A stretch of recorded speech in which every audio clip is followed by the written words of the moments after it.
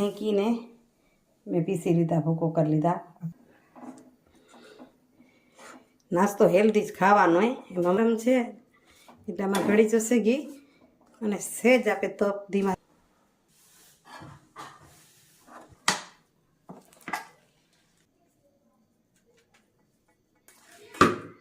નમસ્કાર મિત્રો, કેમ છો? મજામાં?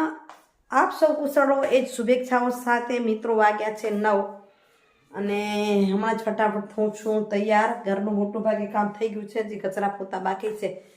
રવિવારે કામ કંઈક વિશેષ જ હોય છે, પણ તોય ક્યારેક ક્યારેક સમય કાઢતા કરવું પડે. આજે જવું છે પિક્ચર જોવા માટે. તો કયું પિક્ચર જોવું છે? લાલો. બધા કહે છે બહુ મસ્ત છે, બહુ મસ્ત છે. જોઈએ હું પણ જલ્દી પોતા કરી લઉં. હમણાં જ હેતલ બોલાવશે કે છે હલો કાકી. તો કાકી તૈયાર નથી, જરાક જલ્દી તૈયાર થવું પડશે. હજી કચરા પોતા બાકી છે. કચરા તો નીકળી ગયા છે, પોતા કાલો વળી યાદ આવ્યું, ચાલો વિડીયો બનાવી લઉં. ચાલો જઈશ ત્યારે સંજોગ હશે તો ઉતારીશ, નહીં તો પછી. તો મિત્રો વાગ્યો છે 1:30 અને સવારે કીધું એવું જ થયું. તૈયાર થઈને નીકળવું હતું એ પહેલાં જ હેતલ આવી જલ્દી કે કાકી હલો. બધા નીકળ્યા અને પછી કાકી ભાગ્યા. રવિવારને હું નિરાતે કામ કરું તો બપોર મારા એમને એમ થઈ જાય, પણ આજ તો પછી એમ તું ને જવું છે એટલે જલ્દી તૈયાર થઈને નીકળી ને કરી પણ આવ્યા. આવીને રોટલો સવારે ગળી ગઈ હતી તો ખાઈ લીધો. શાક રોટલી સવારે બની જાય રોજના એ. અને હવે વાસણ તો ફ્રી થઈ ગઈ છું. થોડીક વાર રવિવાર છે ને એમ થાય છે થોડોક આરામ કરી લઉં. ચાલો આરામ કરું એ પહેલાં સુવિચાર લઈ લઉં અને પછી કંઈક નવું કરતા જશું. સુવિચાર લઉં છું ત્યારે એક ચિંતન કરું છું બનથી કે આ ફિલ્મમાં શું શીખવા જેવું છે. ખૂબ વખાણાયું છે, એને હું વખાણની રીતે નથી જોતી ફિલ્મને. શું શીખીશ એમાંથી? તો એક પાડોશી માસી છે અને જે એમને મદદ કર્યા છે એના પરથી તમે શીખો. હું પણ એ શીખી રહી છું. એક શ્રદ્ધાનો વિષય એમાં બતાવ્યો છે કે તમારી શ્રદ્ધા મજબૂત છે તો ભગવાન પણ આવે અને આખરે એને એ પણ બતાવ્યું કે હું અંદર બેઠો છું. કાલ્પનિક કથા, પણ ક્યાંક કથા તમને શીખવાડી રહી છે.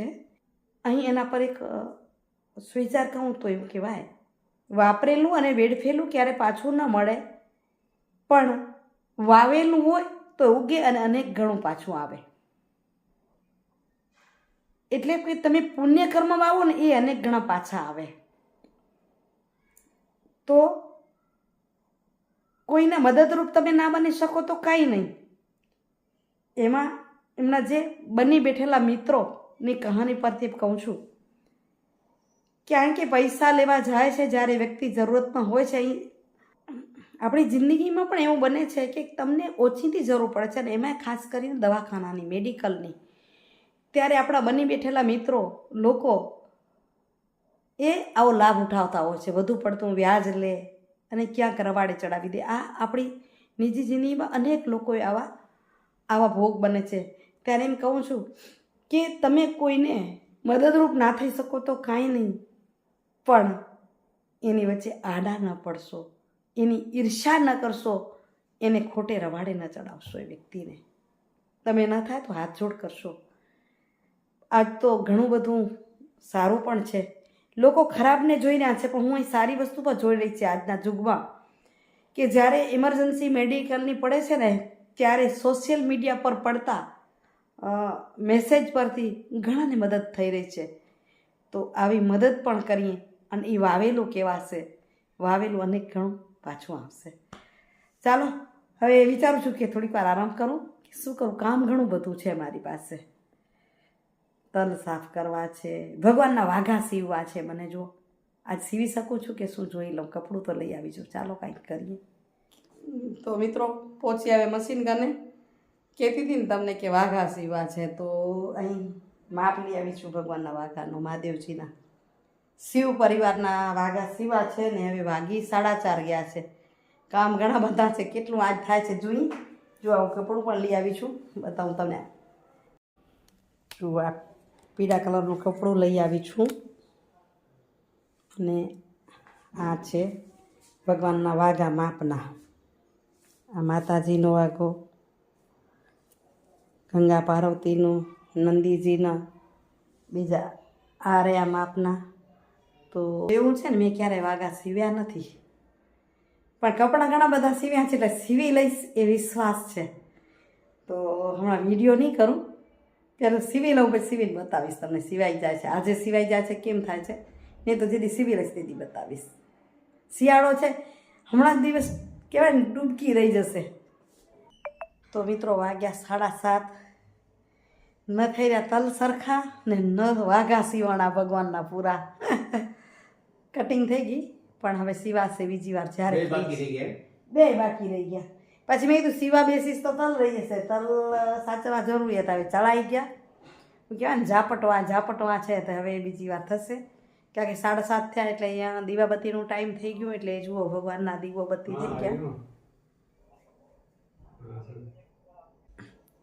તો અહીંયા મમરા ચાડી રાખ્યા, કારણ કે આપણે નાસ્તો રવિવારે જ થાય. પહેલાં બનાવ્યો તો નાસ્તો, હમણાં જ મમરાનો તો મૂક્યો છોકરાઓને, અને એમને થોડોક દીધી આપ્યો ભેગો. પછી દ્રષ્ટિને ખ્યાલ કીધું રસ્તા માટે બહુ ના લઈ જાય, થોડો થોડો લઈ જાય ને. અને હવે આપણે આજે મમરા વઘારી લઈએ, પછી સૂકી ભેલ ખાવાનો પ્રોગ્રામ કરી લઈએ.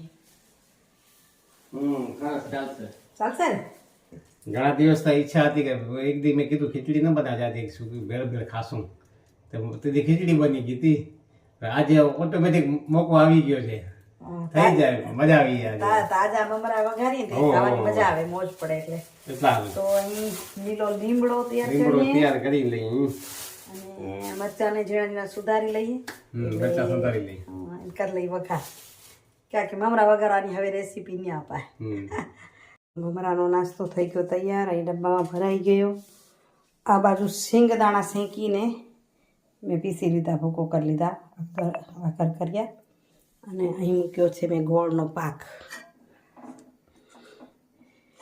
નાસ્તો હેલ્ધી જ ખાવાનો હોય, મમરા ભલે સાદા હોય, પણ એમ કે આ અત્યારે શિયાળો છે તો અડદિયા કે ખાશું, એની સાથે સાથે સિંગ પાક પણ સારો. દાંત દુખતા નથી હવે, તોય પોચું ખાવાની મજા આવે છે.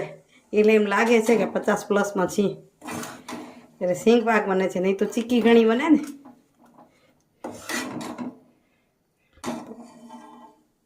આમાં બીજું કંઈ કરવાનું નથી, ગોળ ગળી જશે એટલે આની અંદર નાખશું આપણે સિંગનો ભૂકો અને થોડુંક ઘી. અહીં જો ઘી નાખી દીધું, અને ગરમ ગરમ છે એટલે આમાં ગળી જશે ઘી.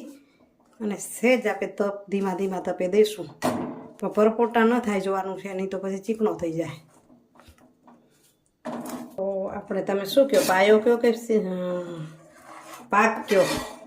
અમે એને કચ્છી પટેલો ગોળનો પાક કહીએ. તો એ પાક તૈયાર થઈ ગયો, અને પાયો કહેતા તો પાયો થઈ ગયો છે તૈયાર.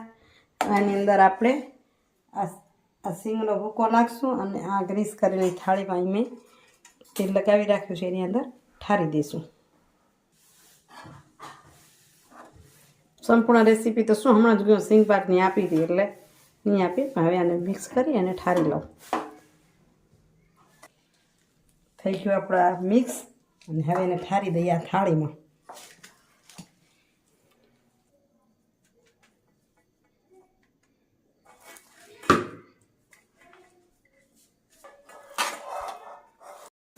તો જો સરસ થઈ ગયો, મમરાનો નાસ્તો થઈ ગયો, સિંગ પાક બની ગયા. અને અહીં સુધારી તૈયાર કરી નાખ્યું કાંદું, ટમેટું, અને જો સેવ વિડીયો બતાવ્યો તો ઘરે બનાવી છે, પૂરી, બધું કશું મિક્સ. અને હમણાં જમી લઈએ.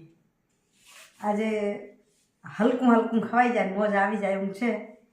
આ જમવાની તૈયારી કરું એ પહેલાં જ હવે કરું છું વિડીયોનું એન્ડિંગ. કાલે મળીશ સરસ મજાના વિડીયો સાથે. આજનો વિડીયો ગમ્યો હશે એ આશા સાથે. આવજો મિત્રો. જય જય ગરવી ગુજરાત, જય ભારત અને જય હિન્દ. Bye bye. હરિઓમ.